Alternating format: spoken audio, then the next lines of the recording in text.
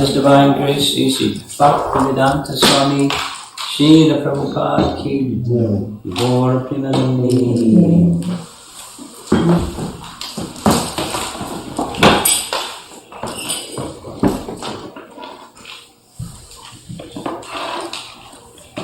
Mask.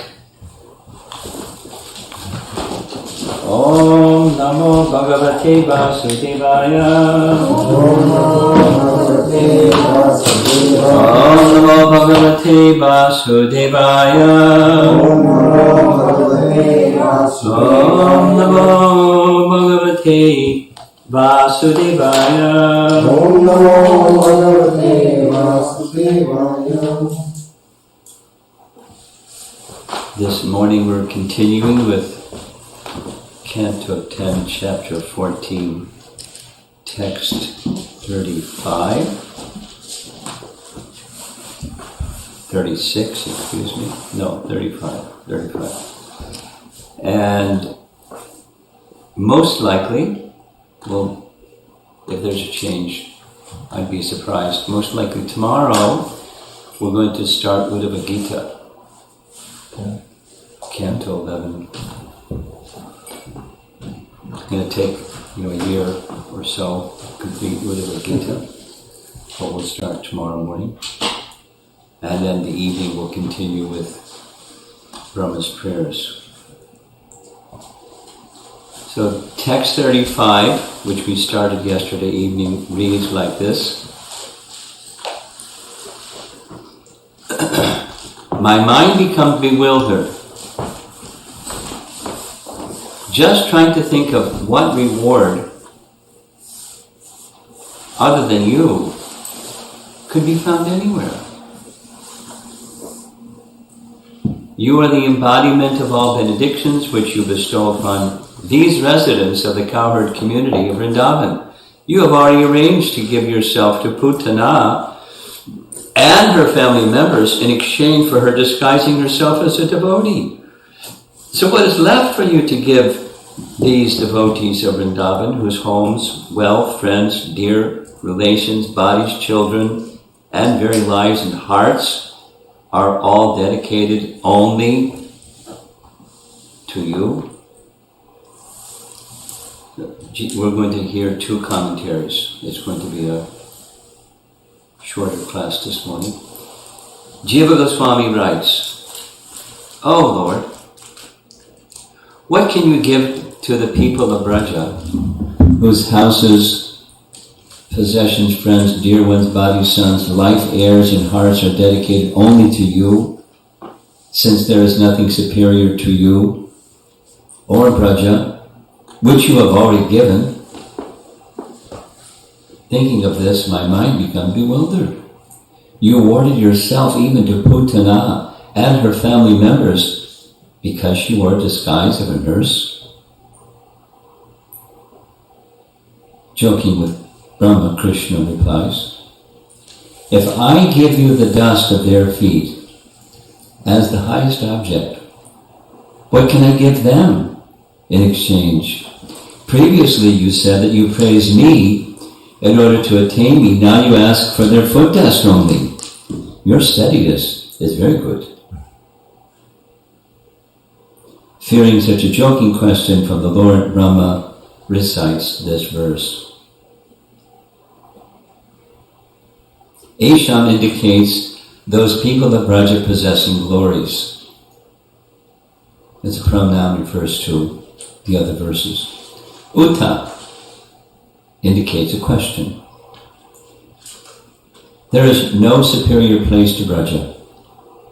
There is no superior result than your Swarup. What else can be given to them? I do not know. Ayan, any fruit superior to you. I am bewildered, since I cannot determine this. Putana seemed to, or Iva means like, seemed to wear the clothing of a nurse of Braja. Sat Veshat. Sat Veshat. The word Iva also indicates that it was a disguise to kill Krishna, not worn with devotion. Therefore, how could she get the same result as a devotee? That is the hint. And then Jiva Goswami quotes this very celebrated verse. It's a nice verse to memorize if you haven't already. It starts, Aho Bhakiyam Stana Kala Kutam. This is Uddhava Canto 3, Chapter 2, text 23. 3 to 23. Uddhava to Vidura, glorifying Krishna. Aho Bhakiyam Stana Kala Kutam Jigham Sayapa Yayad Api Asadvi Lebhe Gatim Datriya Uchitam Tatonyam Kam Vadayalum Sharanam Vrajema. Oh, evil Putana, who offered her poisonous breast to Krishna to drink with the intention of killing him, attained the position of a nurse in the spiritual world. Who else is so merciful? I surrender to him.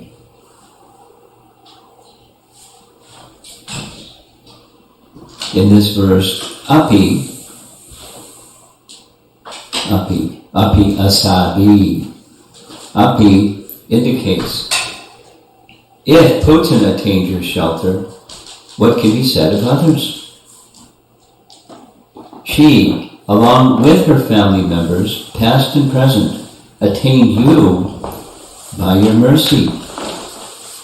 Others in her family were enemies of the Lord, but obedient to her, attained the same Lord. However, Baka and Agha, wearing contrary clothing, attained only liberation.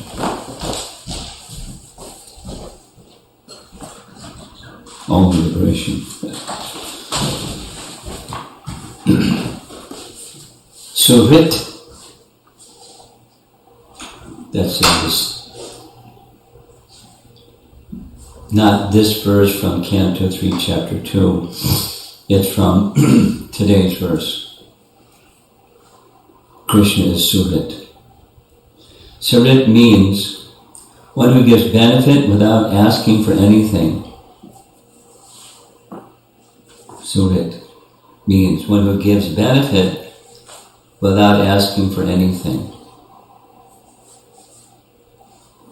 That's Krishna. And it's the unconditional devotee. Piraha means an object of affection. All people of Braja spontaneously regard you alone as their treasure, Tvat Krite, and you regard each of them as a treasure. Thus they are complete, but you cannot repay them and remain as if incomplete. What will you give them?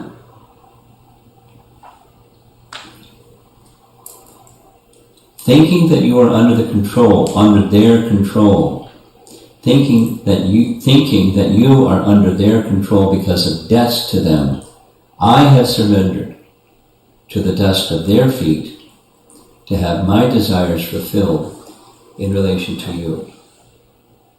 I'll cover that sentence again, it's important. This is, once again, it's Raganuga Bhakti, embedded within Brahma's prayer. What's Brahma's desire? He wants to attain Krishna. But he's not asking Krishna, can I attain you by becoming resident in Vrindavan? I, Brahma, am thinking, you're under their control. And how so? Because you're indebted to them. How so? Because look what you did with Putana. No, what does it mean? What's your sensibility in relation to the residents of Braja? You're indebted to them. You can't repay them. You have a debt to them which you can't repay. And that's my understanding of these residents of Vrindavan. You're indebted to them. Therefore, I have surrendered the dust of their feet to have my desires fulfilled in relation to you. Let's do it again. Supposing that lovely day comes when our Krishna consciousness starts to become more matured. We're not just doing regulations of sadhana bhakti, we're doing, but this stronger desire awakens to attain Krishna. Not just notionally, but it awakens and becomes stronger. How are you going to fulfill that desire? If you're Brahma, you're very intelligent, and you understand these residents of Vrindavan have dedicated everything to you. This and that and the other and the other. There's nothing else. There's nothing else. You gave yourself to Putana. You're indebted to these residents of Vrindavan. They control you. And if I get their mercy, If I get their mercy, I can get you.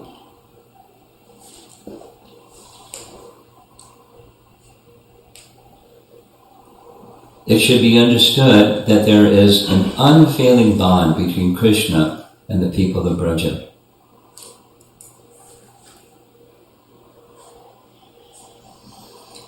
Final. Defeating the question at the beginning of the paragraph, Brahma presents the highest conclusion, namely, the prema of the people of Braja, which controls Krishna, is the highest fruit. So what was that question at the beginning? It was his bewilderment. His question. My mind becomes bewildered just trying to think of what reward, other than you, could be found anywhere. And there isn't more, but reward is his indebtedness to them, unflinching indebtedness to them. No matter what, indebtedness to them. Because he's indebted, he has a debt. Now how can the Supreme Lord have a debt? He's the Supreme Lord. This is the sweetness of Braja. It's the rasa of Braja. It's the mood of love in the residence of Vrindavan, aside from the divinity of Krishna and the people who are worshippers of the divinity factor of Krishna. More attractive to Krishna is that than all the hymns and prayers of the Vedas being recited to him. That attracts Krishna. The prema of the people of Braja, which controls Krishna, is the highest fruit. So how to get that? Get their mercy.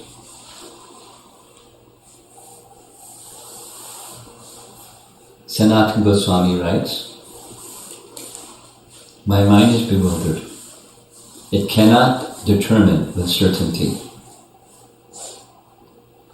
Or another reading of the Sanskrit could be, controlled by debts to them, you give up persons like me and remain in Gokula. Thus, my mind is bewildered with extreme lamentation and sadness. Putana, Baka, and Agha attained the Lord. Baka and Agha attained the Lord by his touch, specifically. He entered into the mouth of Agha, he entered into the mouth of Baka by his touch. They attained him. Since you, remember Brahma is very intelligent, he understands the Vedas, he understands the essence of the Vedas. Since you are actually the embodiment of all results, Vishva Pala is fruit.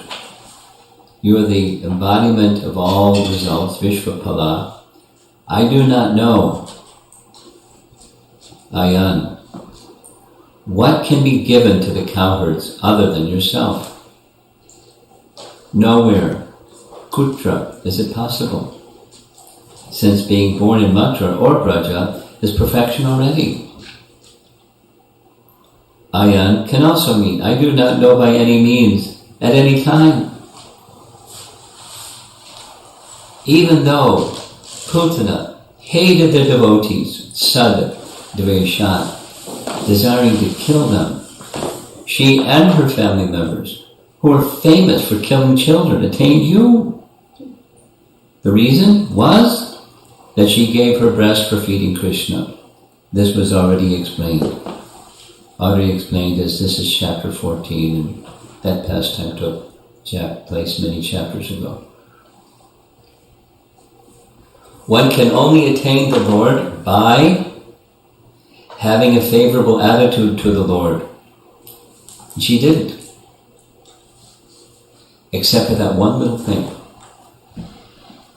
She was made to attain Apita Krishna by becoming non-different from him, by developing a slight favorable attitude to him. Being friendly, she must attain you. Krishna. Should I give myself to the people of Braja? along with my place and wealth? Answer. They have given everything for serving you, tvat krite. If you give similar things to them, then you are equal, showing gratitude. But this does not accomplish your special, famous compassion.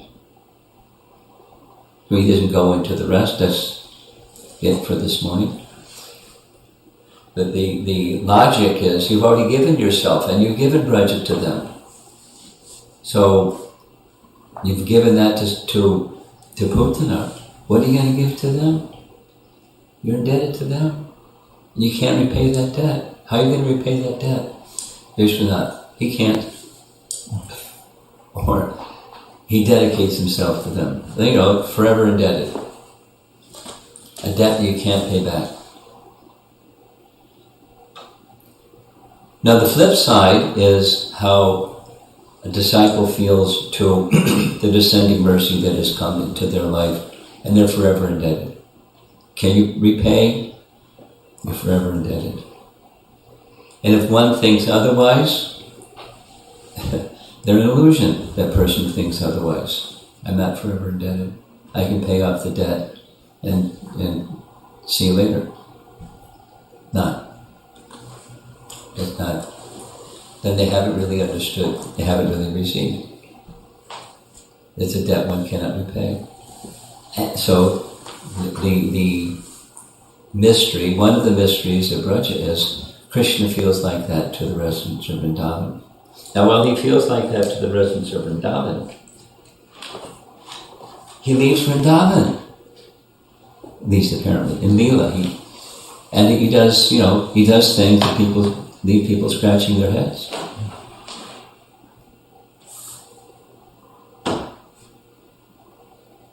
Why does he, with the intimacy of love, he speaks scolding things to the gopis, and they speak scolding things to him, and all of those kinds of things.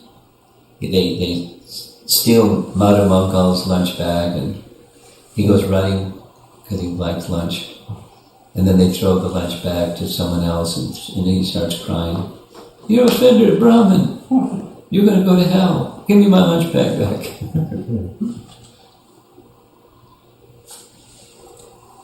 And the tact pastimes.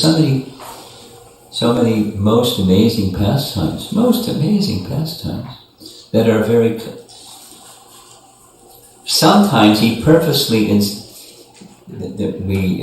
this Gauri Kund Leela, worshipping Gauri, he purposely mentions Chandravali's name to Radha, knowing what's going to happen. Her mind goes, she gets in her angry mood and she goes and leaves him alone. And he does it purposefully. At least according to Rupa Goswami, he does so purposely because he wants to have a change of mood and a certain different pastime. And the very next scene is Vrinda comes, and he requests Vrinda, I want give me an outfit I can dress like Gauri. Now he doesn't even need Vrinda to make an outfit to dress like Gauri, but he gives her some service, because there's another Leela. And the other Leela is to prevent Abhimanyu from taking Radha from Vrindavan to Mathura. Impossible. So he has a pastime to stop it. But even the pastime for her to be taken from Vrindavan to Mathura is a pastime. It's so profound. He's just enjoying.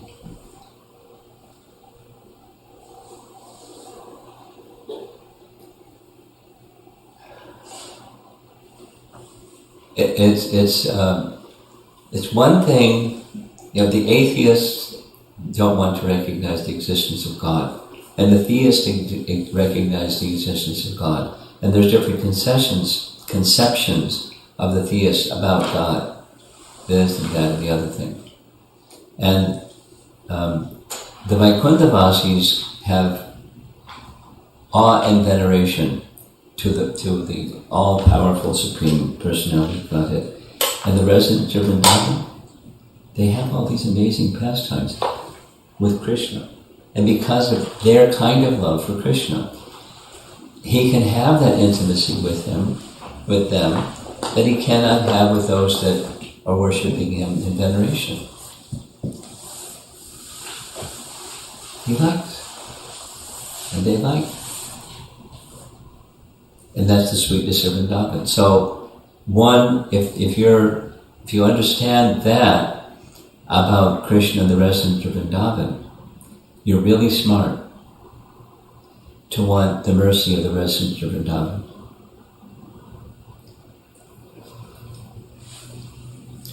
Because that was the previous verse.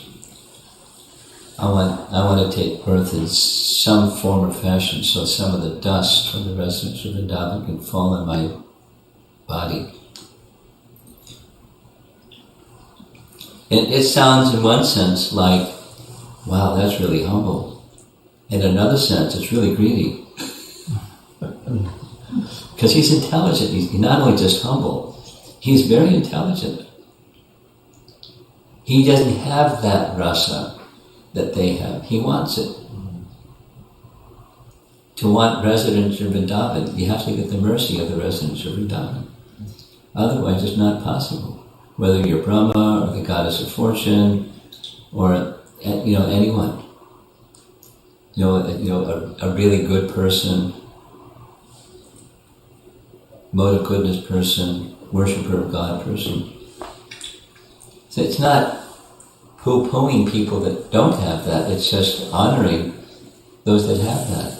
And we're little people and we're being given, spoon-fed, that at least stimulation, an inkling, to hanker that kind of love for Krishna.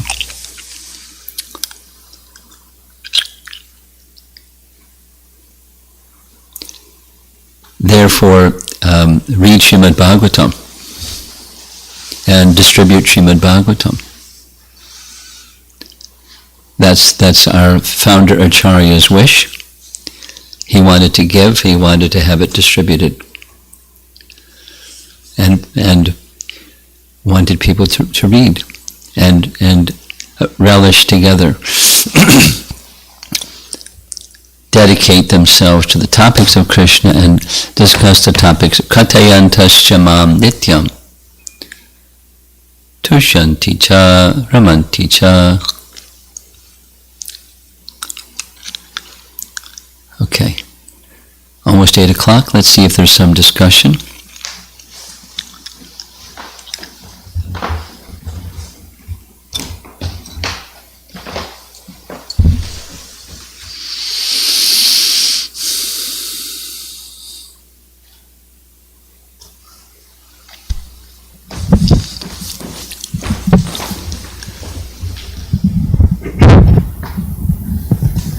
Guru Maharaj, just trying to understand the sweetness of Krishna. Good. Me too. So our acharyas are presenting this point that Krishna, you gave yourself to Putana, who just came in disguise, did some little service, and that too not wantingly. But these Vrajavasis have given everything to you. What can you give them? I'm trying to understand, isn't Krishna, he is giving everyone in different ways? Like the sweetness that he has with the Vrajavasis is totally different from, even though he gives himself to every devotee, but isn't the sweetness totally different that he interacts with the, like what you said with the tax pastime and so many other things. So, in one sense, he has given himself differently, is it not? Trying to intellectually think. Well, the answer is obviously yes. And so? And so there is no question like he is indebted. He is indebted, but he is reciprocating in different ways to the Vraja, even though they have given? Well, if you want to take the position he's not indebted, you're welcome to take that position. But he's feeling, he's not indebted, but he's feeling indebted. There's the tattva and then there's the rasa. Yeah, I got it.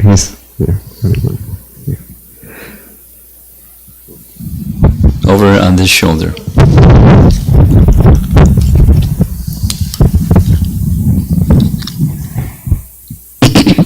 And the way you said, Srila Prabhupada, he highly recommended to read Srimad Bhagavatam, and to distribute Srimad Bhagavatam. So when I read Srimad Bhagavatam, I see there are no pastimes of Radharani and Krishna in that. And I also read that he highly discouraged for people like us to read those pastimes. So when we will come to know that now we are entitled to read those pastimes?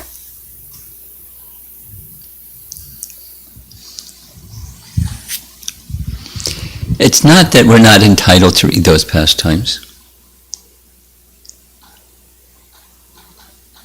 There's different explanations, but one of the prominent ones is Shukadeva Goswami didn't detail those pastimes because he would have lost it. He would have gone into ecstasy, he wouldn't have been able to complete Srimad Bhagavatam. So he didn't go into those pastimes. Because it's Shukadeva Goswami, he's such a Rasika Bhakta, he would have been unable to continue. He wanted to continue. So, but that doesn't mean you're not eligible. So now, what's the eligibility? That's your question. Have a firm foundation in fundamentals. Become conversant, thoroughly conversant, and convinced in the teachings that are in Bhagavad Gita and Srimad Bhagavatam. That doesn't mean you have to be a perfected, self-realized Brahma-bhuta entity with no attraction for anything material. But you have a faithful grasp of the teachings of Bhagavad Gita and the essence of Srimad Bhagavatam, then you're eligible. And continue with the bread and butter before you start adding. Okay. And one more question, like Radha Sahasranam, it has 1,000 names of Radharani. So is it okay to go through that with the children, or we should not do that? No?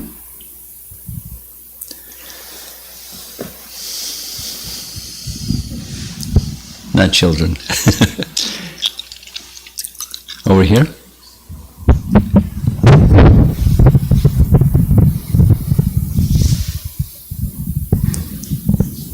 Hare Krishna Maharaj. My question is related to this Surat. Which? Surat. One who gives benefit without asking for anything. Krishna is Surat. Okay. Surit. Surat. It sounds like you said Sura. It's Surit. Surat. Okay. Yeah. So I was today morning, while chanting, I was struggling a lot, and I was again and again praying that, please give me the strength to focus. So I was thinking that we want to focus, but some thoughts which are like current thoughts which are ongoing, they just creep in without even our knowing, and then I think that, I got again deviated, and then I again feel so bad about it, and I'm asking and praying. But as you mentioned that Krishna benefits without asking, so how should I pray? Is it some issue with my prayers, or I'm not properly focused with my prayers, something like that? No. That's not what it means. So how can we pray better that? How can you pray better? Yeah. Keep doing it. That's how you pray better. So focus will come slowly. Attention. Krishna is very kind. Nothing is mechanical in the bhakti process. Did you receive a copy of that automatic little mini essay that Burijan wrote? Write to Prema Tarangini, she'll send it to you. She has a copy. Sure. Okay, so automatically doesn't mean mechanically. It means in due course of time. Right. Okay, so in due course of time. Yeah. Sure. So there's sincerity of effort and there's Krishna's mercy. That's the right combination. So when that combination becomes matured. Okay.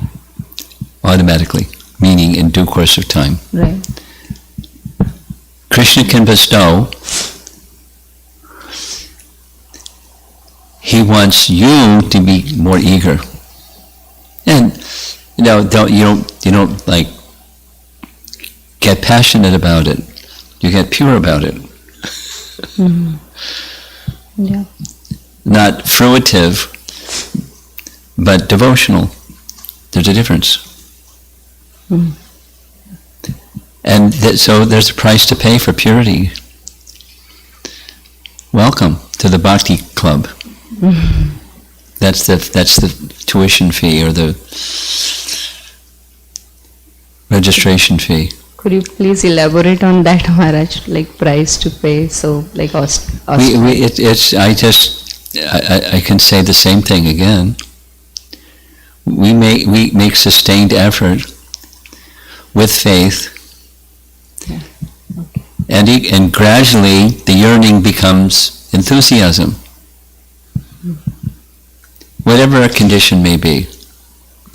I'm still down there, but I'm enthusiastic. So the cloud has lifted a little bit, because now, rather than just seeing darkness, I'm trying to like get out of darkness. I'm still down, but I see. I have a deeper sense, an inner sense of the mercy of Krishna is here. My faith has matured. I'm still down, but my faith has matured. Yes. That's the price. Maharaj, I have 2 more questions.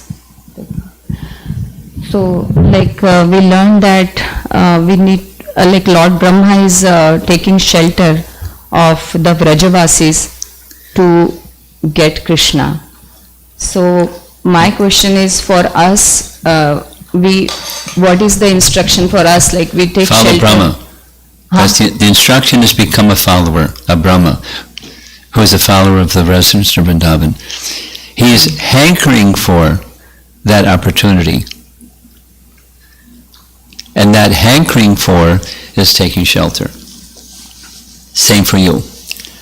Take the message of this particular message, or the Bhagavatam's message, and bring it inside. That's your prayer. So for us devotees who are around us and our guides and preceptors, we can take shelter in them. Next question.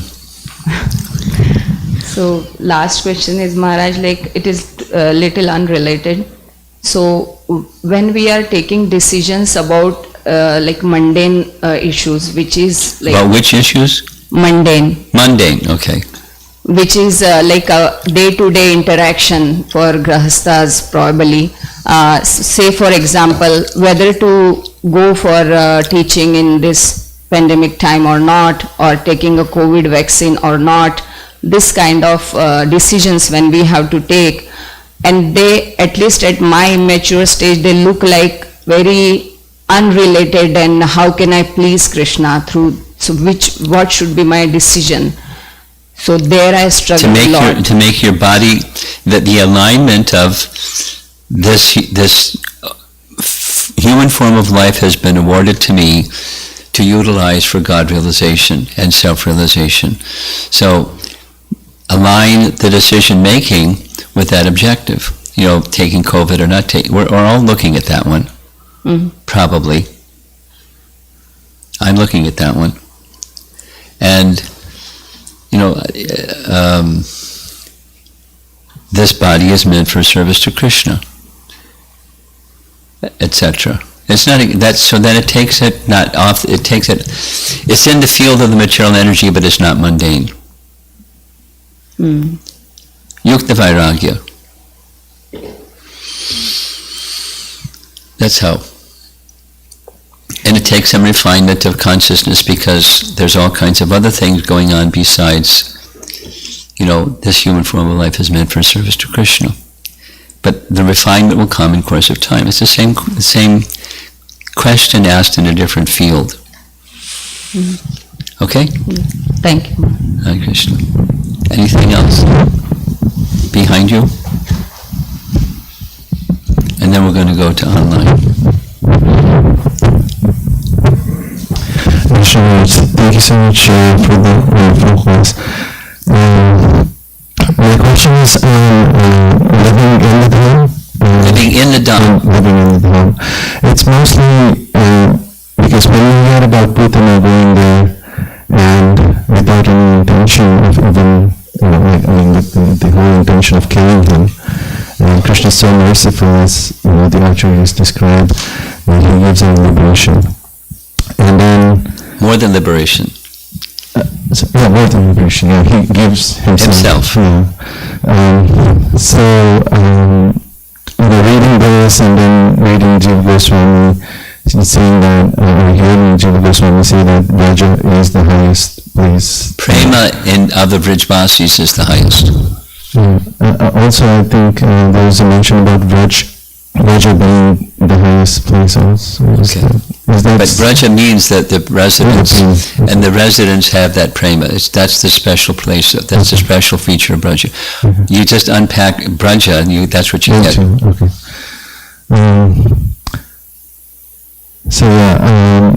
After reading this and after getting inspired, many devotees, kind of like take the decision, and also Nectar of Instruction, Nectar Devotion talk about living in the home, and taking that as an instruction, moving there, and after that, you realize, I don't know if it's, I'm not feeling the same feelings, or I'm not getting that experience of living in a town when I actually move there. Perhaps, they may get challenges, they may look at the externals, focus on the externals, and they may feel, that this is not probably the right decision. So I just want to hear from you about living in a dham, and is that something that devotees should do?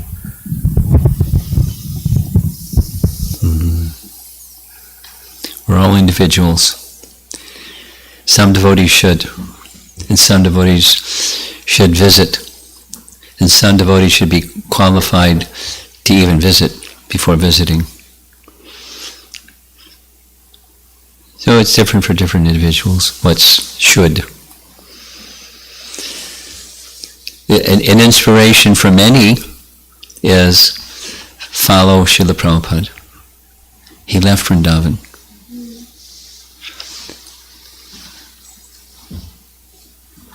His heart didn't leave Vrindavan,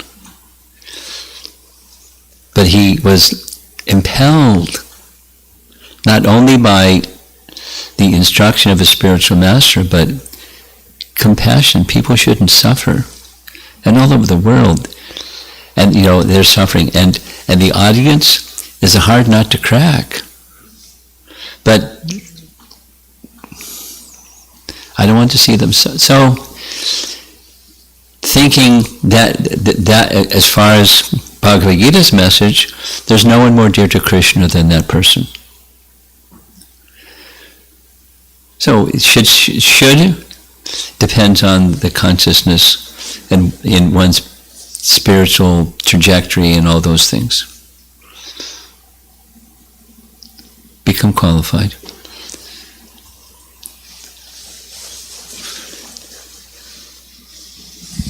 Hare Hare Krishna, Guru Maharaj. Hare Krishna. Maharaj, this statement, this point by here, like stronger devotion awakens, right? Stronger devotion awakens. Stronger? Devotion awakens. I'm asking, is that the word you used, stronger? Yes. Stronger? Yes. Okay.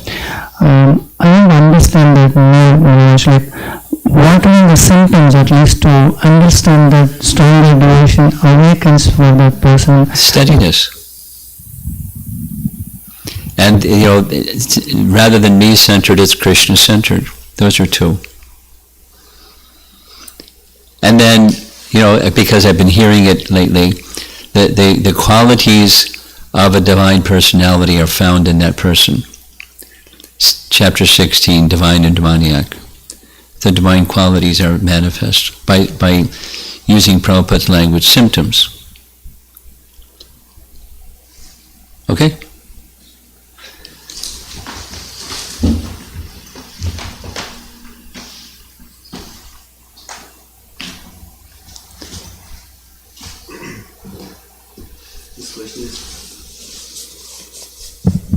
This question is from Snehavalli Mataji. From verse 34 with Jiva Goswami's commentary, we very kindly explained the superiority of Vraja Raj, the best of the Vrajavasis. My question is, why Lord Brahma demeaning the 5 types of liberation as unfavorable for service? Is it only to show the superiority of Vraja Raj? Yes. And she continues, the 5 types of liberation do provide favorable opportunity of service. Well, 4 of them do. 4 of them. But it depends. They may or may not.